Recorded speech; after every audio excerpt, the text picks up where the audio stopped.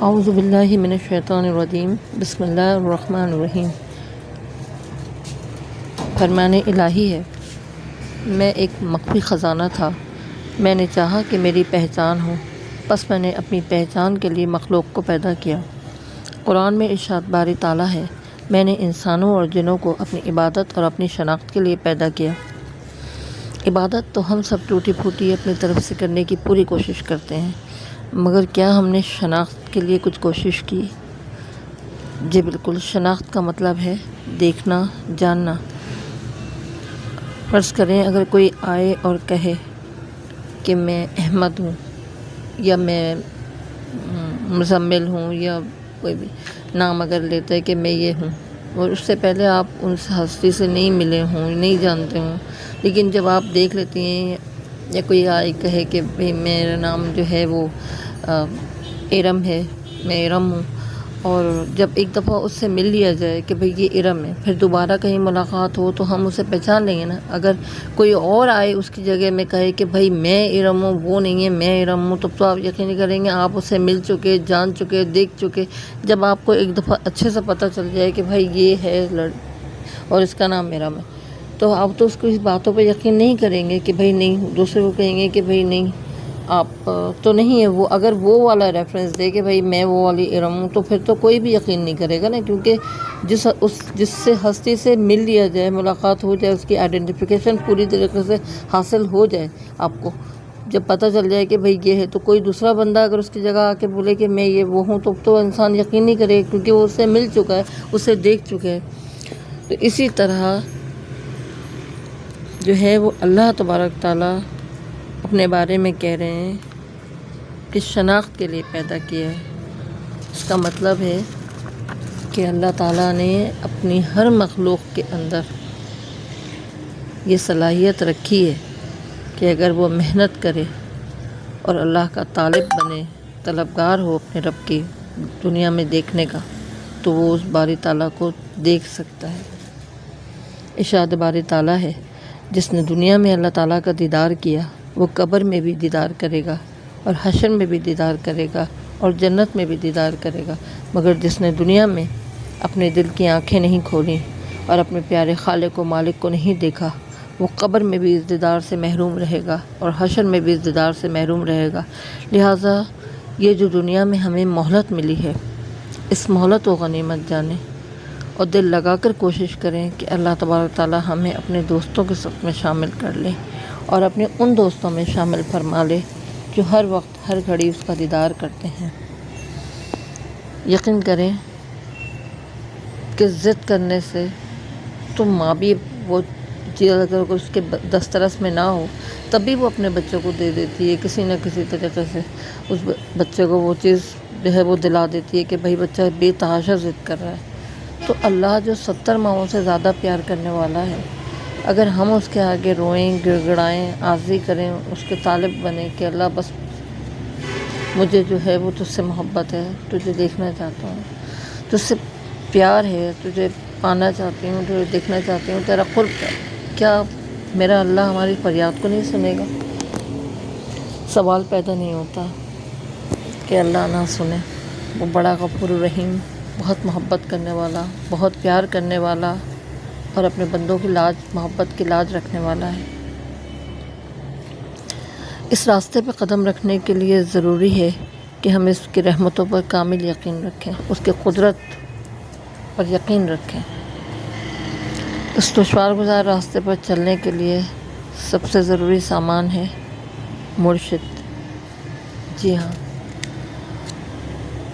مرشد اس لیے ضروری ہے کیونکہ ارشاد باری تعالیٰ ہے، مجھ تک پہنچنے کا وسیلہ تلاش کرو، اور وسیلہ جو ہے وہ کامل مرشد ہے،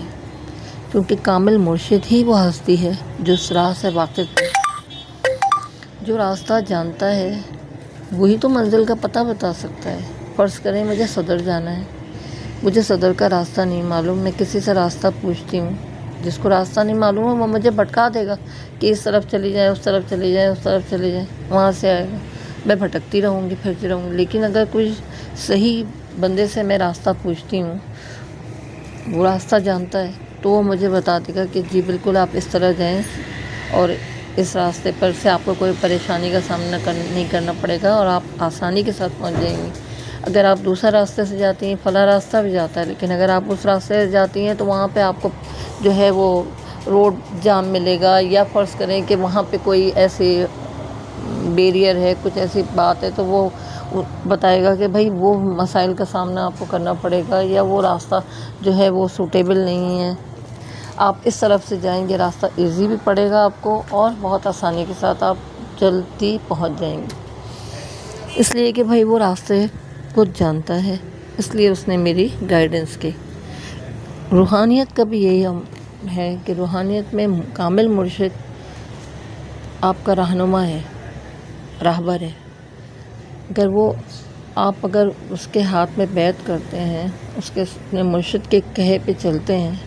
تو وہ آپ کو راستے میں کہیں گرنے نہیں دے گا، آپ کو کوئی تکلیف نہیں پہنچنے دے گا، اور بحفاظت آپ کو جو ہے وہ منزل تک پہنچا دے گا۔ حضور علیہ الصلوۃ والسلام کا فرمان ہے، ایک ہی دل میں دین و دنیا جمع نہیں ہو سکتی، جس طرح آگ پانی ایک ہی برتن میں جمع نہیں ہوتے۔ یعنی ہم زبان سے اللہ کا ذکر کریں اور دل سے اس کے طلبگار نہ ہوں، بس زبانی باتیں ہوں ساری جمع خرچ ہوں، عبادت بھی کریں تو اس میں وہ لذت، وہ مزہ نہ ہو، وہ اخلاص نہ ہو، تو یہ عمل جو ہے وہ قبول نہیں ہوتا۔ جب عمل قبول نہیں ہوتا تو منزل تک پہنچنے کا راستہ بھی نہیں ملتا۔ لہٰذا اگر ایک بھی چیز کو آپ پکڑتے ہیں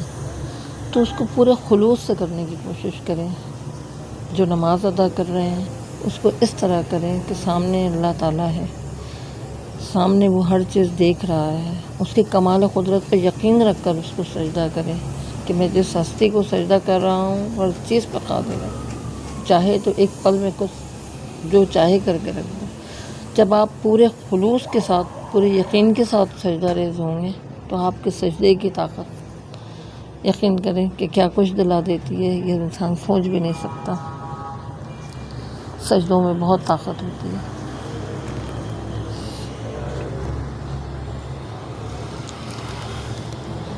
حدیث پاک ہے، اس کا دین ہی نہیں جس کا مرشد نہیں، لہٰذا مرشد کا ہونا بہت ضروری ہے،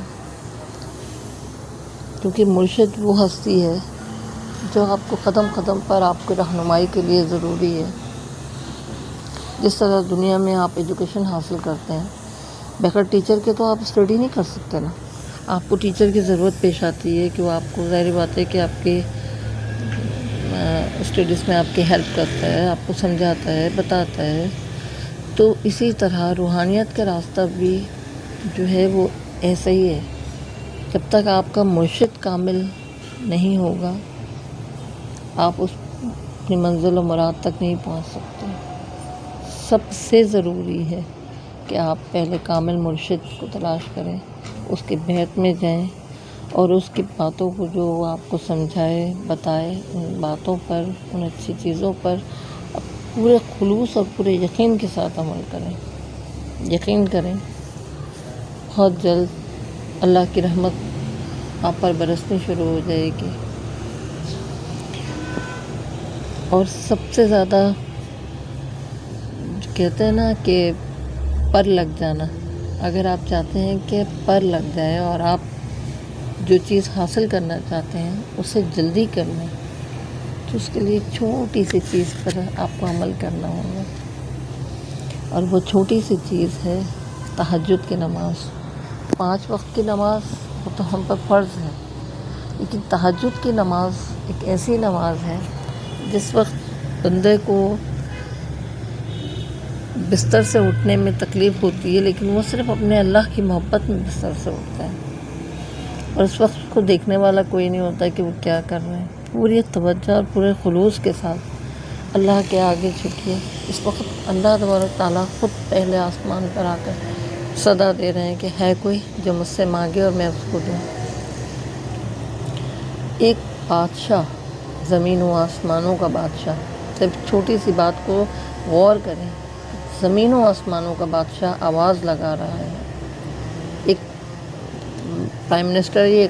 ایک کوئی پروجیکٹ لے کے کھڑا ہوتا ہے، آواز لگاتا ہے کہ بھائی اناؤنسمنٹ ہوتی ہے کہ بھائی فلاں چیز جو ہے وہ آپ یہ فارم فل کریں، آپ کو یہ چیز مل جائے گی، آپ یہ کریں، آپ کو یہ پیکیجز ہیں، یہ ہیں وہ ہیں، تو دوڑ لگ جاتی ہے لوگوں کی کہ بھائی فائدے مل رہے ہیں، جلدی جلدی پہنچو، اور جلدی سے ہم اس کو اچیو کرنے کی کوشش کرتے ہیں۔ یہ تو دنیاوی چیز ہے نا۔ اور ایک زمین و آسمان کا بادشاہ رات کے پہر آسمان دنیا پہ ظاہر ہو کر آواز لگا رہا ہے کہ ہے کوئی جو مجھ سے مانگے اور میں اس کو عطا کروں، ہے کوئی جو مجھ سے میری محبت مانگے اور میں اسے اپنی محبت عطا کروں، ہے کوئی اسی طرح ہر بات کی صدا لگاتا ہے کہ ہے کوئی جو مجھ سے میری چاہت کا تقاضا کرے اور میں اسے اپنی چاہت عطا کر دوں۔ دیکھیں، یہ وہ بادشاہ ہے جو ہر چیز دینے پہ قادر ہے، جس کے قدرت میں ہر چیز ہے اور لمحہ بھر بھی نہیں لگ سکتا، اور وہ عطا کر سکتا ہے۔ اس کے آگے سجدہ ریز ہو جائیں تہجد کی نماز میں، اور بالکل ایسا سمجھیں اپنے آپ کو جیسے ایک ننھا، جب آپ بچپن میں اپنی ماں کے ارد گرد گھوم کر اس کو ضد کر کے، اس کا ہاتھ پکڑ کر اس سے ضد کر کے اپنی بات منوایا کرتے تھے، سجدے میں بالکل ننھا بچہ بن گیا ہے۔ تو پورے خلوص کے ساتھ سجدہ کر کے، رو کے، گڑ گڑا کے، عاجزی اور انکساری کے ساتھ اللہ سے اللہ کو مانگے۔ میں کہتی ہوں سوال پیدا نہیں ہوتا کہ آپ کی دعا رد ہو جائے، جو قسمت میں نہیں ہوتا اللہ وہ بھی عطا کر دیتا ہے، اگر ہم خدا نخواستہ ہمارے قسمت میں نہیں بھی ہے، لیکن اللہ تبارک تعالیٰ کے آگے جب بار بار بار بار بار بار ایک چیز سجدہ کر کے، گڑ گڑا کے، آنسو نکال کر اس سے آگے ضد کی جائے گی کہ اللہ مجھے تیری ضرورت ہے، مجھے کچھ نہیں چاہیے، مجھے تو چاہیے، مجھے تیری طلب، اے مالک میں تجھے دیکھنا چاہتا ہوں، یہ جو بھی لمحے تو نے مجھے عطا کیے ہیں، ان لمحوں کو ضائع مت کر میرے مالک، یہ تو نے دیے ہیں، اور میں ان لمحوں میں جو ہے وہ تجھے یاد کرنا چاہتا ہوں، تجھے دیکھنا چاہتا ہوں، اور اسی دنیا کے اندر تجھے دیکھنا چاہتا ہوں، یہاں تجھے پانا چاہتا ہوں۔ اے میرے دوست، اے میرے مہربان ساتھی، اے میرے پیارے پروردگار، تو ہر چیز پہ قادر ہے، کون سی چیز ہے جو تو عطا نہیں کر سکتا؟ اے اللہ، اگر میرا نام ان لوگوں میں نہیں بھی ہے تو بادشاہ ہے، تو کمال قدرت سے جو چاہے وہ کر کے رکھ دے، یہ کسی اور کے ہاتھ میں تو نہیں، کوئی مجھے انسانوں کے ہاتھ میں تو نہیں، کسی اور کے ہاتھ میں تو نہیں، تیرے ہاتھ میں ہے میرے مالک۔ اے میرے پیارے پروردگار، اگر میرا نام ان لوگوں میں شامل نہیں بھی ہے تو میرا نام ان لوگوں میں شامل فرما دے جو تیرا دیدار کرتے ہیں۔ اے اللہ، مجھ سے راضی ہو جا اور میرے دل کی آنکھیں کھول دے۔ یقین کریں اللہ وہ ذات باری تعالیٰ ہے، وہ ہستی ہے جس سے کچھ بھی مانگو وہ ضرور عطا کرے گا، شرط یہ ہے کہ ہمیں مانگنا آتا ہو، جس طرح بچہ اپنی بات منوا لیتا ہے۔ آپ بھی چھوٹے بچے بن کر اپنی بات منوائیں، اللہ سے ضد کریں، عاجزی کریں، گڑ گڑائیں پورے خلوص کے ساتھ، اور ہر اس بات پر کوشش کریں کہ پورے خلوص کے ساتھ یقین کر کے اس پر عمل کریں جو بھی اچھائی کی بات ہو۔ جس طرح چڑیا گھونسلہ بناتی ہے نا، دنیا بھر میں ادھر ادھر فضاؤں میں پھرتی ہے،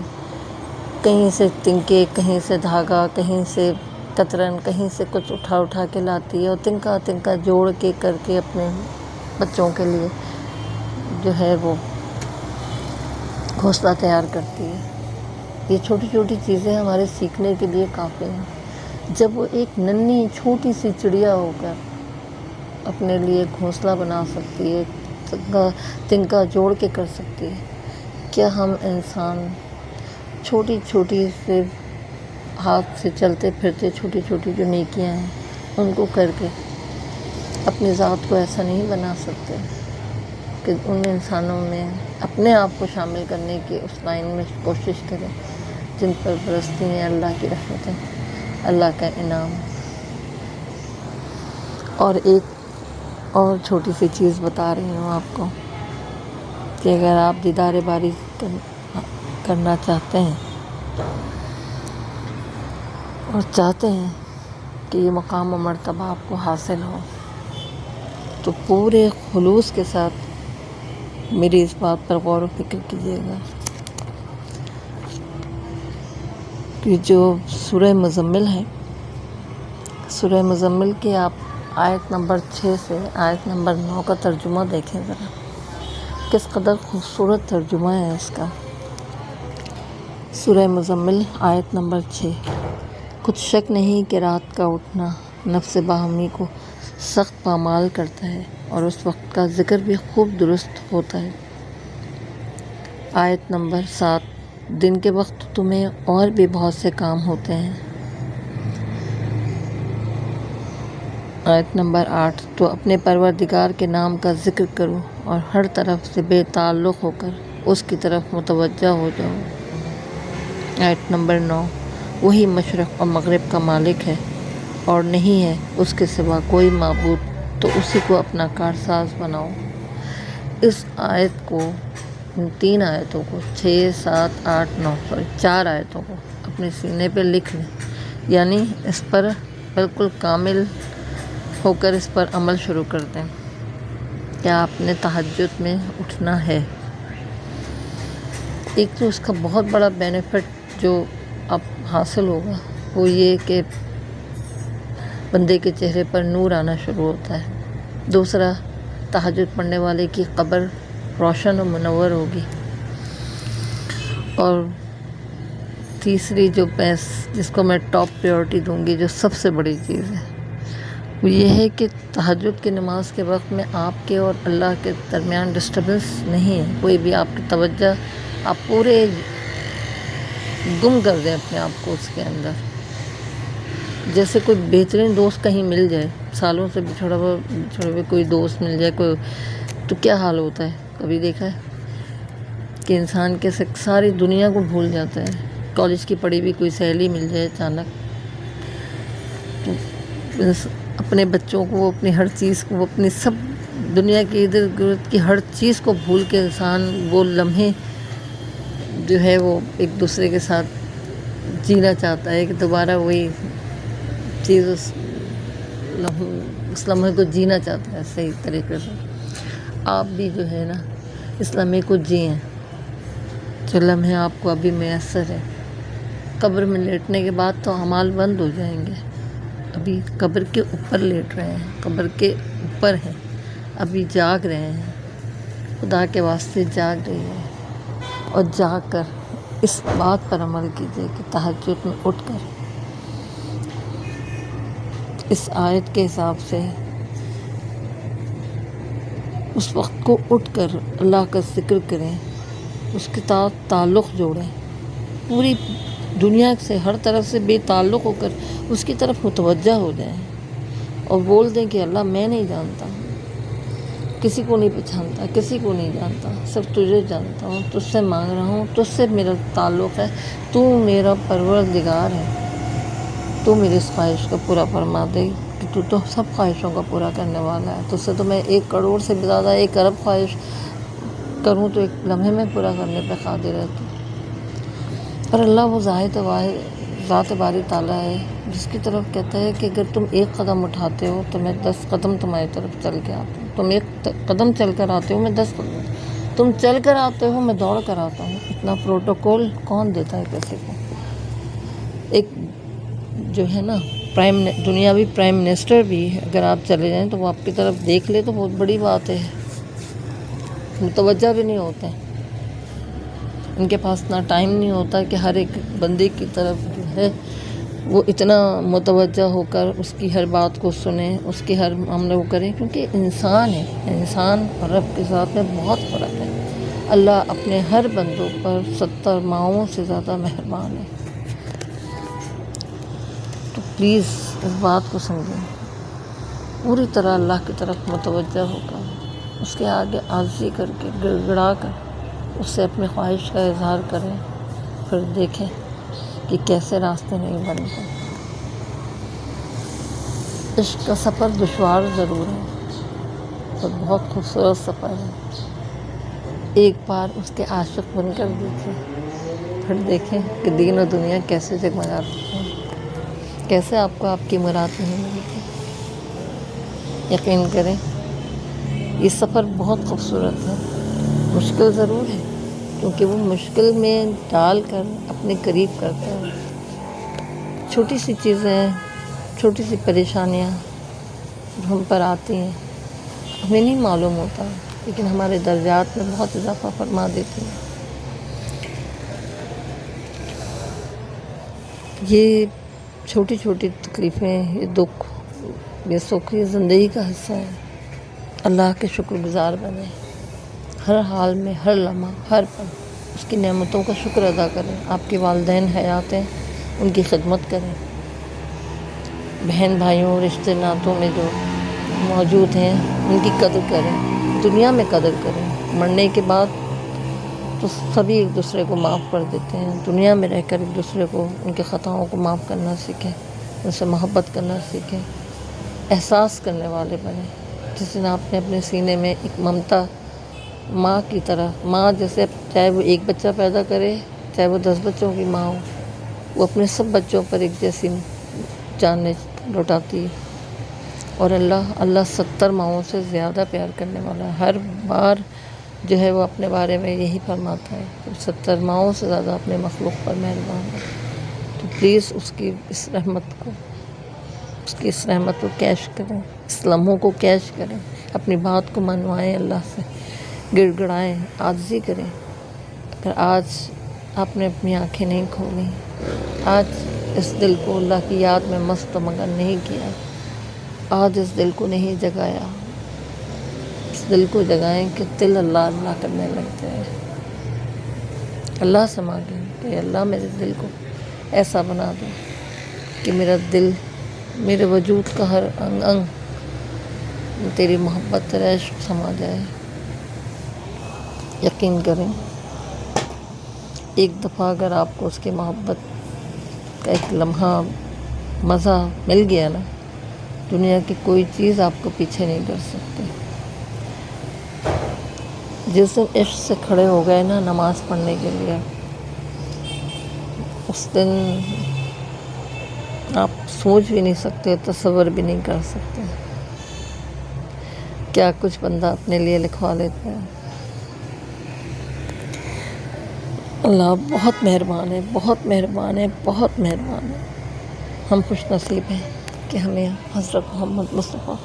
صلی اللہ علیہ وسلم سیدی رسول اللہ کا ساتھ حاصل ہے۔ ہم ان کی امتی ہیں، اور اس امت پر تو اللہ نے ویسے ہی اپنی رحمت، اپنی محبت رکھی ہے۔ کوشش کریں ان لمحوں کو، ان مہلت کو، جو سانسیں ملی ہوئی ہیں، ان سانسوں کو اللہ کے نام کرتے ہیں، ان سانسوں میں اللہ کو یاد کرنا شروع کرتے ہیں۔ نہیں معلوم موت کس کھڑی آ کے دبوچ لے اور اپنے ساتھ لے جائے۔ قبر کے اندر جانے کے بعد سارے اعمال کا دروازہ بند ہو جائے گا۔ آج موجود ہیں، آج جو چاہیں وہ اللہ سے اپنے لیے منوا سکتے ہیں۔ خدا را آج محنت کریں تاکہ یہ آنکھیں یہیں کھل جائیں،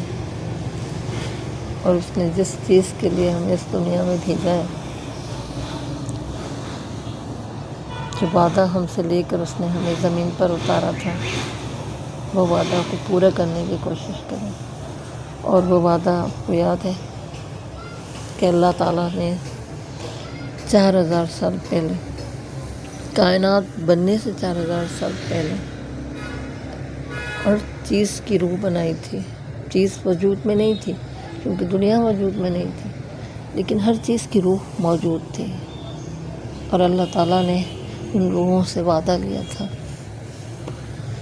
کہ میں تمہیں دنیا میں بھیجوں گا، اور وہاں جا کر جو میرا بندہ رہے گا، جو مجھے یاد کرے گا، اس کو میں یہی اس کا گھر یعنی جنت واپس دے دوں گا،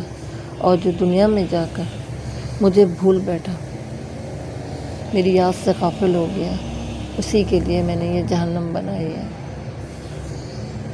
اللہ تعالیٰ نے ہم سے وعدہ لیا کہ دنیا میں جانے کے بعد نیکی کرنے کا حکم اور بدی سے روکنے کا حکم دینے کا وعدہ ہم سے لے کے ہم اس روحوں کو زمین پر بھیجا ہے۔ تو خود بھی عمل کرنے کی کوشش کریں، اور اچھی باتوں کو آگے بھی پھیلائیں تاکہ دوسرے بھی ان باتوں سے نہیں معلوم. کہتے ہیں نا کہ بار بار دروازہ کھٹکھٹاؤ تو اندر بیٹھا ہوا نہیں کھولنے والے کا بھی جو پروگرام ہوگا نا کہ دروازہ نہیں کھولنا ہے، وہ بھی اٹھ کے کھول دے گا کہ آخر ہے کون جو بار بار دروازہ بجا رہا ہے. تو دل کے دروازے کو بھی آہستہ سے بجائیں ضرور، کوشش کریں. کیا پتہ آپ کے منہ سے نکلی بھی کوئی جملہ، کوئی بات کسی دوسرے کو ہدایت دے جائے. اپنے لیے بھی کوشش کریں، دوسروں کے لیے بھی. کل کو یہی اعمال جو ہے وہ ہمارے ساتھ ہوں گے جب ہم اس کی بارگاہ میں حاضر ہوں گے. مجھے امید ہے کہ میرے بہن بھائی جو بھی مجھے سن رہے ہیں، میری مائیں جو مجھے سن رہی ہیں، میری بات کو سمجھنے کی کوشش کریں گے اور اس پر عمل کرنے کی کوشش لازمی کریں گے. اللہ تعالیٰ مجھے